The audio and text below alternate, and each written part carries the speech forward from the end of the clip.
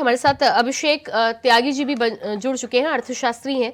अभिषेक जी, जिस तरह से बजट को लेकर हम यहाँ पर चर्चा कर रहे हैं, छठा बजट निर्मला सीतारमण वित्त मंत्री जी ने पेश किया है और मोदी सरकार के दूसरे कार्यकाल का अंतिम बजट है, अंतरिम बजट है।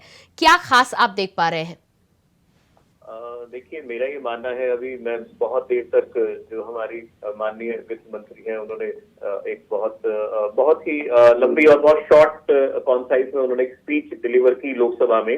और मैंने उसका एक एक पॉइंट बहुत ध्यान से सुना और मैं उसमें एक पॉइंट ढूंढ रहा था कि इस बजट में, क्योंकि इंटरिम बजट है और जस्ट चुनाव से पहले का ये बजट है, तो इस बेसिस पे इसे ये मानना चाहिए कि ये राष्ट्र का मनोबल बढ़ाने वाला बजट है। जिस तरह के प्रावधान हमारी माननीय फाइनेंस मिनिस्टर ने लोकसभा के पटल पे इसे रखा और बहुत सारी बातें उन्होंने इसमें जोड़ी और जो कि एक होलिस्टिक डेवलपमेंट की तरफ इशारा करती है, मेरा ये मानना है। जी जी बिल्कुल। आम आदमी को लेकर हम यहाँ पर खास तौर से बात कर रहे थे। इंफ्रास्ट्रक्चर पर ध्यान देने की कोशिश की गई है। जो योजनाएं लगातार चल रही हैं, जिनकी वजह से मोदी सरकार को लगातार फायदा मिल रहा है, उन योजनाओं को कंटिन्यू रखने की यहाँ पर बात की गई है। महिलाओं पर विशेष ध्यान दिया गया है, लेकिन आम आदमी के लिए इस बजट में कुछ नजर नहीं आ रहा।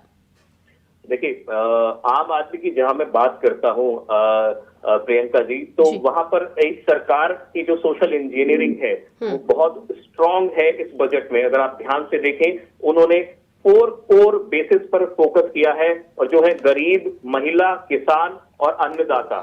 आप ये समझ लीजिए, मैं फिर कह रहा हूं कि गरीब, महिला और जो हमारा यूथ वर्ग है, इन सारे पोर्शंस पे इन्होंने बहुत एक्यूरेटली फोकस किया है। और ये जो बजट है, ये आप मानिए कि ये ऐसा नहीं है, ये सिंस 2014 के बाद से जितनी सारी कमीशन या जितने भी हमारी गवर्नमेंट एजेंसीज हैं, उनकी रिपोर्ट्स को स्टॉक में लेकर ये सारी जो है बजट का आज ये जो हम आउटकम देख रहे हैं, वो सब आया है हमारे सामने। जी बिल्कुल। तो कुल मिलाकर 2047 का जो लक्ष्य रखा गया है, उस दिशा में चलने वाला ये बजट तो बिल्कुल नजर आ रहा है।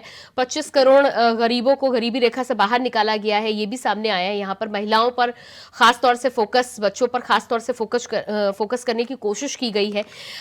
तमाम बातें, 10 साल में दुगना एफडीआई हुआ है, ये तमाम बातें यहाँ पर की गई हैं। लेकिन खास तौर से ध्यान यदि दिया गया है तो इंफ्रास्ट्रक्चर, एंटरप्रेन्योरशिप, ये तमाम चीजों पर ध्यान देने की कोशिश की गई है। मीडियम क्लास की यदि मैं बात करूं तो मीडियम क्लास इस बार भी छूटता नजर आया है पूरी तरह से।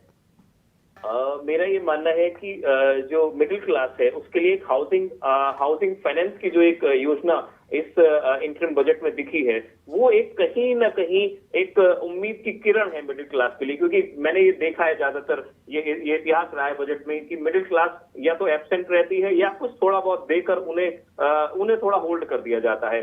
और स्पेशली मिडिल क्लास में भी और बहुत सारी चीजें हैं, क्योंकि मिडिल क्लास पर इस बार सरकार ने बहुत ज्यादा, और हमारी वित्त मंत्री ने इस बात को मेंशन किया है कि there have been special provisions with regard to middle class development and their innovation. उन्हें इंक्लूड करना ये भी प्राथमिकता में शामिल है, और उससे संबंधित भी इसमें प्रावधान किए गए हैं हमारे बजट में।